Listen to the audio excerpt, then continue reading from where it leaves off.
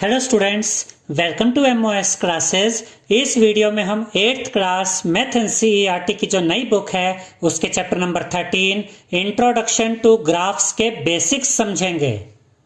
तो सबसे पहले हम देखेंगे how to plot points on a graph, यानी कि पॉइंट्स को किसी ग्राफ पर कैसे प्लॉट किया जाता है, पॉइंट्स को ग्राफ पर कैसे रिप्रेजेंट किया जाता है।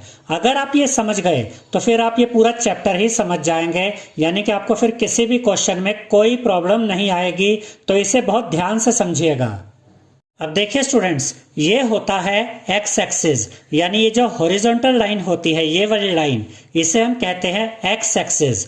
और ये होता है वाई एक्सिस, यानी ये जो वर्टिकल लाइन है इसे हम कहते हैं वाई एक्सिस। और जब ये एक्स एक्सिस और वाई एक्सिस इस एक पॉइंट पर एक दूसरे को इंटरसेक्ट करते हैं तो ये पॉइंट कहलाता है ओरिजिन। और याद रखिएगा स्टूडेंट्स कि एक्स एक्सिस और वाई एक्सिस जहां पर इंटरसेक्ट करते हैं, यहां पर ये 90 डिग्री पर इंटरसेक्ट करते हैं, राइट एंगल पे इंटरसेक्ट करते हैं। और ये जो चीजें हम आपको समझा रहे हैं, 9th क्लास में आपका जो 3rd चैप्टर है उसका नाम है कोऑर्डिनेट ज्योमेट्री। वहां पर आपको ये बहुत ज्यादा काम आएगा, यानी कि आपको जो बेसिक्स हम समझा रहे हैं ये समझ लीजिए कि इससे आपकी 9th क्लास का भी एक चैप्टर पूरा कवर हो जाएगा। और 10th क्लास में भी यही चैप्टर आता है कोऑर्डिनेट ज्योमेट्री, यानी कि ये जो बेसिक वीडियो है ये आपके लिए बहुत ही ज्यादा बेनिफिशियल होने वाली है। तो अब यहां पर देखिए, एक्स एक्सिस और वाई एक्सिस जब एक दूसरे को इंटरसेक्ट करते हैं इस पॉइंट पे, तो यहां पर ये 4 पार्ट्स में डिवाइड हो जाता है प्लेन। क्या डिवाइड हो जाता है? प्लेन जो होता है वो 4 पार्ट्स में डिवाइड हो जाता है। प्लेन का क्या मतलब है? ये जो रजिस्टर है, ये नोटबुक है, ये आपके लिए प्लेन है। या ऐसे कोई व्हाइट बोर्ड होता है वो आपके लिए प्लेन है। या टेबल का जो सरफेस होता है वो भी आपके लिए प्लेन है। तो ये जो रजिस्टर है, ये जो नोटबुक है, ये प्लेन है। और जब हम इसमें एक्स एक्सिस और वाई एक्सिस को हमने इस तरीके से दिखाया, इन दोनों ने एक दूसरे को इंटरसेक्ट किया इस पॉइंट पे, तो ये 4 पार्ट्स में यहां पर डिवाइड हो गया। देखिए, ये फर्स्ट पार्ट, इसको कहते हैं 4 क्वाड्रेंट्स में ये डिवाइड हो गया। ये फर्स्ट क्वाड्रेंट होता है, ये फिक्स रहता है। ये सेकंड क्वाड्रेंट होता है, ये थर्ड क्वाड्रेंट होता है, और ये फोर्थ क्वाड्रेंट होता है। और इसको हम ओरिजिन कहते हैं। क्या कहते हैं? ओरिजिन, जहां पर एक्स एक्सिस और वाई एक्सिस ने एक दूसरे को इंटरसेक्ट किया।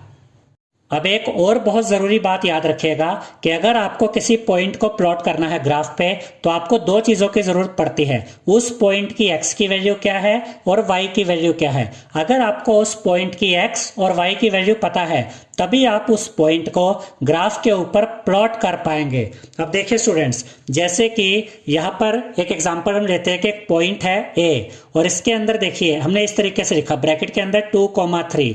तो इस पॉइंट की जो x की वैल्यू है वो 2 है और y की वैल्यू 3 है। x की वैल्यू 2 है, y की वैल्यू 3 है। और जो x की वैल्यू होती है इसको एब्सिसा भी कहते हैं, और जो y की वैल्यू होती है इसको ऑर्डिनेट भी कहते हैं। और इन दोनों को एक साथ कहते हैं कोऑर्डिनेट्स, यानी कि पॉइंट ए के जो कोऑर्डिनेट्स हैं वो है 2 और 3, यानी कि पॉइंट ए में x की वैल्यू 2 है और y की वैल्यू 3 है। अगर आपको x और y की वैल्यू पता है, यानी कि एब्सिसा और ऑर्डिनेट की वैल्यू पता है, तभी आप इस पॉइंट को यहां पर ग्राफ पर प्लॉट कर पाएंगे। अब ये भी याद रखिएगा कि ओरिजिन की राइट साइड में x की पॉजिटिव वैल्यू होती है, ओरिजिन की लेफ्ट साइड में x की नेगेटिव वैल्यू होती है, ओरिजिन के ऊपर y की पॉजिटिव वैल्यू होती है, ओरिजिन के नीचे y की नेगेटिव वैल्यू होती है। अब जैसे देखिए यहाँ पर क्या हुआ, ओरिजिन के राइट में हमने क्या मेंशन किया? x, और ओरिजिन के लेफ्ट में इसको ऐसे लिखते हैं x डैश। ये अपोस्ट्रोफी कोमा की तरह होता है, लेकिन इसको पढ़ते कैसे हैं? x डैश, यानी कि ये जो वैल्यूज हैं ये x की नेगेटिव वैल्यूज को दिखा रही हैं। ऐसे ये y है, पॉजिटिव है, यानी कि ओरिजिन के ऊपर सारी y की वैल्यू पॉजिटिव होगी। ये y डैश है, यानी कि ओरिजिन के नीचे सारी वैल्यूज नेगेटिव होंगी y की। अब हम कुछ एग्जाम्पल्स देखेंगे कि किस तरह से पॉइंट्स को ग्राफ के ऊपर प्लॉट किया जाता है। उसके बाद आपका ये सारा कंसेप्ट बिल्कुल क्लियर हो जाएगा। अब यहाँ पर देखिए स्टूडेंट्स, हमने कुछ यहाँ पर पॉइंट्स लिखे हैं, जैसे कि पॉइंट ए जिसके कोऑर्डिनेट्स है 2 और 3, यानी कि पॉइंट ए में x की वैल्यू 2 है और y की वैल्यू 3 है। उसके बाद B पॉइंट के कोऑर्डिनेट्स है -3 एंड 2, यानी कि B पॉइंट में x की वैल्यू -3 है और y की वैल्यू 2 है। इसके बाद C पॉइंट के कोऑर्डिनेट्स है -2 एंड -3, D पॉइंट के कोऑर्डिनेट्स है 3 एंड -2, E पॉइंट के कोऑर्डिनेट्स है 0 एंड 4, F पॉइंट के कोऑर्डिनेट्स है 4 एंड 0 और G पॉइंट के कोऑर्डिनेट्स है 0 एंड 0, यानी G पॉइंट में x की वैल्यू भी 0 है और y की वैल्यू भी 0 है। अब हम इन सभी पॉइंट्स को ग्राफ के ऊपर प्लॉट करेंगे। अब ये देखिए स्टूडेंट्स, यहाँ पर ये हमने x एक्सिस बनाया, ये हमने y एक्सिस बनाया और ये ओरिजिन है जहां पर x एक्सिस और y एक्सिस ने एक दूसरे को इंटरसेक्ट किया। ओरिजिन की राइट साइड में x की पॉजिटिव वैल्यू होगी, ओरिजिन की लेफ्ट साइड में x की नेगेटिव वैल्यू होगी, ओरिजिन के ऊपर y की पॉजिटिव वैल्यू होगी और ओरिजिन के नीचे y की नेगेटिव वैल्यूज होंगी, जैसे कि -1, -2, -3, -4, -5। अब देखिए, जो सबसे पहले पॉइंट है, कौन सा पॉइंट है? पॉइंट A और इसके कोऑर्डिनेट्स है 2 एंड 3, यानी x की वैल्यू 2 है और y की वैल्यू 3 है। अब देखिए, इसको हम ग्राफ पे प्लॉट करेंगे।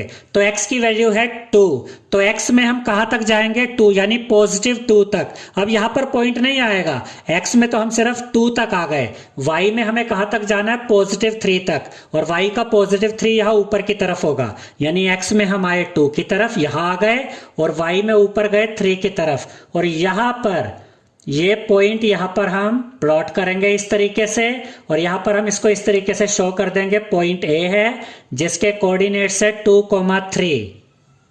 तो इस तरह से हम पॉइंट्स को प्लॉट करते हैं ग्राफ के ऊपर। एक बार फिर देख लीजिए, x की वैल्यू 2 थी, y की वैल्यू 3 थी, दोनों पॉजिटिव है, तो x में हम +2 तक आए, y में हम +3 तक गए। यहां पर ये पॉइंट बनेगा और यहां पर हम ये मेंशन कर देंगे कि ये पॉइंट A है जिसके कोऑर्डिनेट्स 2 और 3 है।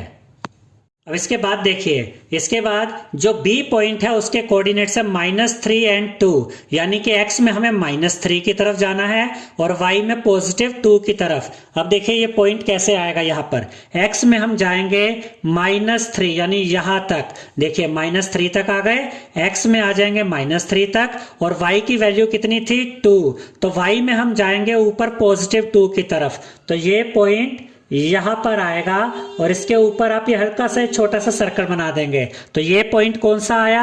B पॉइंट आया, और इसके कोऑर्डिनेट्स क्या है? x की वैल्यू -3 है और y की वैल्यू +2 है। तो x में हम -3 तक आए और y में +2 तक आए, तो यहां पर B पॉइंट आ गया जिसके कोऑर्डिनेट्स -3 और 2 है।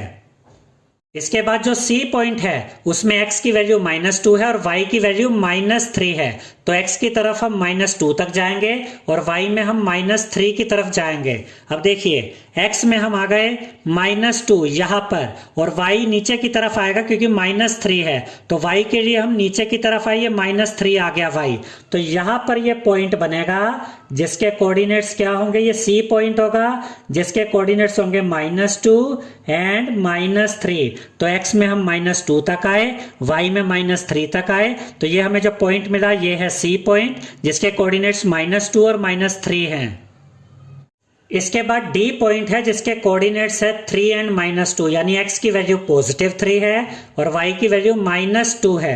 अब देखिए, x में हम जाएंगे +3 यहां पर, और y के लिए हम जाएंगे -2 यानी कि यहां पर, तो यहां पर ये पॉइंट आएगा।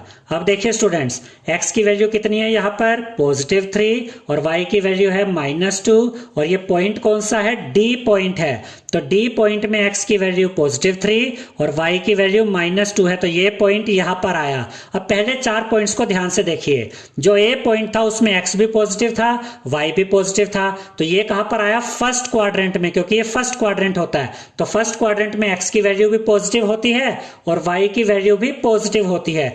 और अभी थोड़ी देर पहले इसी वीडियो में हमने आपको समझाया था कि फर्स्ट क्वाड्रेंट में x और y दोनों पॉजिटिव होते हैं, इसीलिए ये जो पॉइंट था ये फर्स्ट क्वाड्रेंट में आया। सेकंड क्वाड्रेंट में कौन आता है? जब x की वैल्यू नेगेटिव होती है और y की वैल्यू पॉजिटिव, यानी x नेगेटिव होगा और y पॉजिटिव।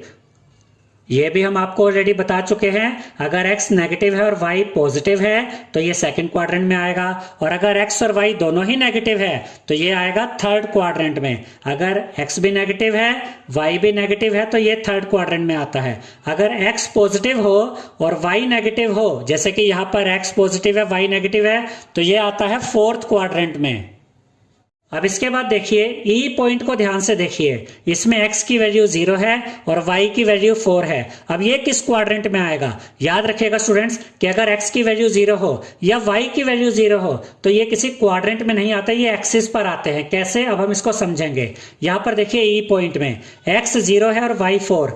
x 0 का मतलब ये हुआ कि x में ना हमें राइट जाना है ना लेफ्ट, क्योंकि x तो 0 है लेकिन y कितना है? पॉजिटिव 4। तो x तो यही का यही रहेगा, ना राइट जाएगा ना लेफ्ट जाएगा, लेकिन y ऊपर की तरफ जाएगा पॉजिटिव 4। तो ये पॉइंट कहां पर आया? ये पॉइंट आया यहां पर, यानी y एक्सिस के ऊपर। ये पॉइंट किसी क्वाड्रेंट में नहीं आया बल्कि y एक्सिस के ऊपर आया। तो यहां पर हम इस पॉइंट का नाम लिखते हैं, ये ई पॉइंट है जिसके कोऑर्डिनेट्स है 0 एंड 4। आपको ये याद रखना है स्टूडेंट्स कि अगर x की वैल्यू 0 होती है तो वो जो पॉइंट होता है वो y एक्सिस के ऊपर आता है। अब इसके बाद देखिए f पॉइंट, इसके कोऑर्डिनेट्स है 4 एंड 0। यहाँ y 0 है, x की वैल्यू पॉजिटिव 4 है, तो x में तो हम यहाँ 4 तक आ जाएंगे। ठीक है, अब y 0 है, y ना ऊपर जाएगा ना नीचे जाएगा, तो ये पॉइंट यहीं पर बन जाएगा यहां पर। तो ये जो f पॉइंट है इसके कोऑर्डिनेट्स है 4 एंड 0। तो जब y की वैल्यू 0 होती है तो वो जो पॉइंट होता है वो x एक्सिस के ऊपर बनता है। और सबसे एंड में है पॉइंट G जिसके कोऑर्डिनेट्स है 0 एंड 0, यानी x भी 0 y भी 0। तो ना तो x राइट जाएगा ना लेफ्ट जाएगा, क्योंकि x 0 है y भी 0 है, तो y ना ऊपर जाएगा ना नीचे। तो ये जो पॉइंट बना जहां पर x भी 0 है और y भी 0, इसको कहते हैं ओरिजिन। तो ये जो G पॉइंट है ये ओरिजिन पर बना जहां पर x भी 0 है और y भी 0 है, तो ये पॉइंट यहां पर आया ओरिजिन पे। अब आपने पॉइंट्स को प्लॉट करना तो सीख लिया है, जो 9th और 10th में भी आपके बहुत काम आएगा। अब हम आपको सिखाएंगे कि लाइन ग्राफ क्या होता है और लीनियर ग्राफ क्या होता है। तो पहले हम देखते हैं कि लाइन ग्राफ क्या होता है। A line graph displays data that changes continuously over periods of time।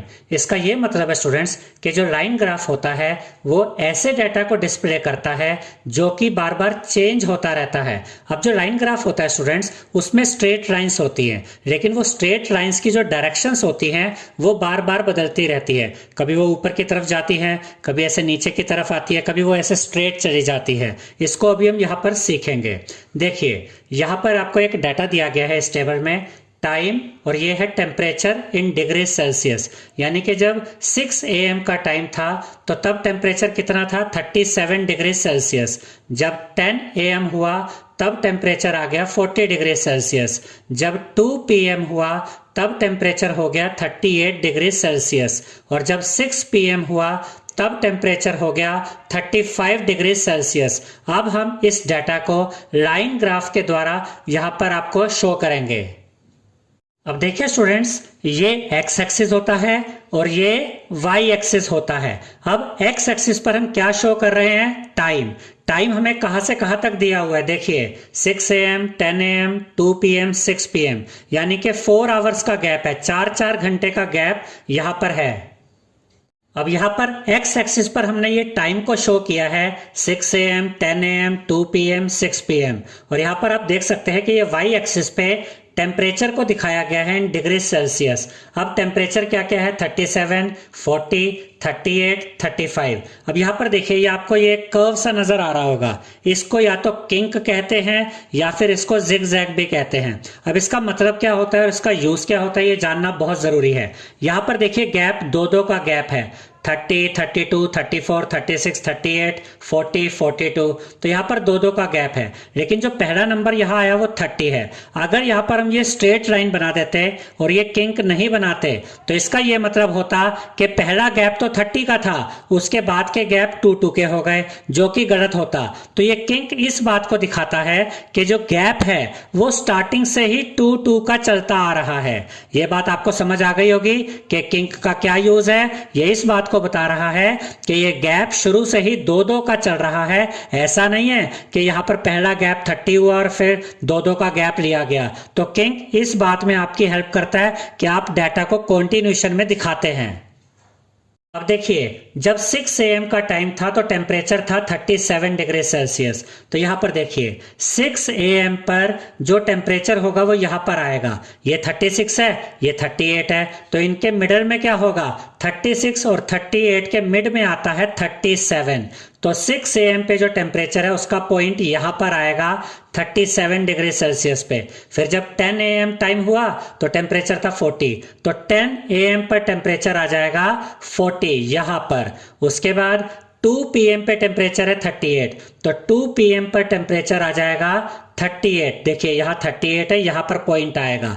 उसके बाद 6 PM पे टेम्परेचर है 35, तो 6 PM का जो टेम्परेचर है वो यहां पर आएगा। देखिए 34 और 36 के मिड में यहां पर 35 होगा। तो इस तरह से चारों पॉइंट्स यहां पर आ गए। अब इन चारों पॉइंट्स को हम मिलाते हैं। तो देखिए ये एक स्ट्रेट लाइन ऐसे जाएगी, फिर ये स्ट्रेट लाइन ऐसे आएगी, फिर ये स्ट्रेट लाइन ऐसे आएगी। तो अब ये एक लाइन ग्राफ है। हालांकि इसमें स्ट्रेट लाइंस है लेकिन उनकी पोजीशन, उनकी डायरेक्शन बदलती जा रही है। पहले ये स्ट्रेट लाइन देखिए ऐसे ऊपर की तरफ गई, फिर नीचे की तरफ गई, फिर यहाँ इस तरीके से और नीचे की तरफ आई। तो ये एक ऐसा डाटा है जो कि लगातार चेंज हो रहा है। तो इसको हमने किस ग्राफ के द्वारा यहाँ पर डिस्प्ले किया? लाइन ग्राफ के द्वारा। अब हम देखेंगे कि लीनियर ग्राफ क्या होते हैं। Linear graphs are straight line graphs to represent the relationship between two quantities. यानी कि जो लीनियर ग्राफ होते हैं ये दो क्वांटिटीज के बीच का जो रिलेशनशिप होता है उसको स्ट्रेट लाइन के द्वारा दिखाते हैं। और लीनियर ग्राफ में कोई ऊपर नीचे कर्व नहीं आता, यानी ऐसा नहीं है कि लाइन कभी ऊपर जा रही है कभी नीचे जा रही है, एक स्ट्रेट लाइन होती है। अब देखिए स्टूडेंट्स, ये जो लीनियर ग्राफ होते हैं ये किस किस तरीके के हो सकते हैं। लीनियर ग्राफ इस तरीके से हो सकता है। देखिए स्ट्रेट ग्राफ जा रहा है, सीधी लाइन जा रही है ऊपर की तरफ, और ये एक लीनियर ग्राफ है। यहां पर भी देखिए ये कुछ पॉइंट्स है और ये ऊपर से नीचे की तरफ आ रहे हैं, लेकिन ऐसा नहीं है कि कभी नीचे है कभी ऊपर है। अगर वैसा होता तो फिर ये लाइन ग्राफ हो जाता, लेकिन ये बिल्कुल सीधी लाइन जा रही है, एक ही सिंगल लाइन है। इसको हम क्या कहेंगे? Linear graph. ऐसे लीनियर ग्राफ इस तरीके का भी हो सकता है, यानी इस तरीके से ऐसे भी आ सकता है जो कि एक्स एक्सिस के पैरेलल होता है। और लीनियर ग्राफ ऐसा भी हो सकता है जो कि वाई एक्सिस के पैरेलल होता है। तो इस तरह के लीनियर ग्राफ्स हमें बनाने को आ सकते हैं एग्जाम्स में। तो अब हम लीनियर ग्राफ को यहाँ पर एक एग्जांपल के द्वारा देखते हैं। इस टेबल में आप देख सकते हैं हमें दो चीजें दी गई है, टाइम इन आवर्स और डिस्टेंस इन किलोमीटर। अगर 1 घंटे का टाइम हुआ है तो कितना डिस्टेंस कवर हुआ? 10 किलोमीटर। 2 आवर्स होते ही कितना डिस्टेंस कवर हो गया? 20 किलोमीटर। जब 3 आवर्स कंप्लीट हुए तो कितना डिस्टेंस हो गया? 30 किलोमीटर। 4 आवर्स पे 40 किलोमीटर, 5 आवर्स पे 50 किलोमीटर। अब इस डाटा को हम यहाँ पे रिप्रेजेंट करते हैं। देखिए यहाँ पर ये जो एक्स एक्सिस है इस पर हमने टाइम को शो किया है, टाइम इन आवर्स, और यहाँ वाई एक्सिस पे हमने डिस्टेंस शो किया है। टाइम कैसे दिखाया? 1 2 3 4 5, ये ओरिजिन है 0, और यहाँ पर डिस्टेंस दिखाया 10 20 30 40 50। जब 1 आवर का टाइम हुआ तो 10 किलोमीटर का डिस्टेंस पूरा हो गया, तो यहाँ पर ये पॉइंट आ गया। 2 आवर पे 20 यहाँ पर आया, 3 आवर्स पे 30 यहाँ पर आया, 4 आवर्स पे 40 ये पॉइंट यहाँ पर आएगा, 5 आवर्स पे 50 ये पॉइंट यहाँ पर आएगा। पॉइंट्स कैसे प्लॉट करने हैं ये हम ऑलरेडी आपको समझा चुके हैं। अब अगर आप इन सभी पॉइंट्स को यहाँ पर ज्वाइन करेंगे तो देखिए क्या होगा, एक स्ट्रेट लाइन आपको मिल जाएगी और वो बिल्कुल सीधी लाइन होगी, ना ऊपर जाएगी ना नीचे जाएगी। ठीक है, तो ये कैसा ग्राफ है? ये एक लीनियर ग्राफ है। आई होप स्टूडेंट्स आपको हमारा ये वीडियो पसंद आया होगा। अगर आपको हमारा ये वीडियो पसंद आया है तो इस वीडियो को लाइक करें, शेयर करें, हमारे चैनल को सब्सक्राइब करें और बेल आइकॉन बटन जरूर दबाएं जिससे हमारी हर नई वीडियो का नोटिफिकेशन आपको मिलता रहे। Thank you.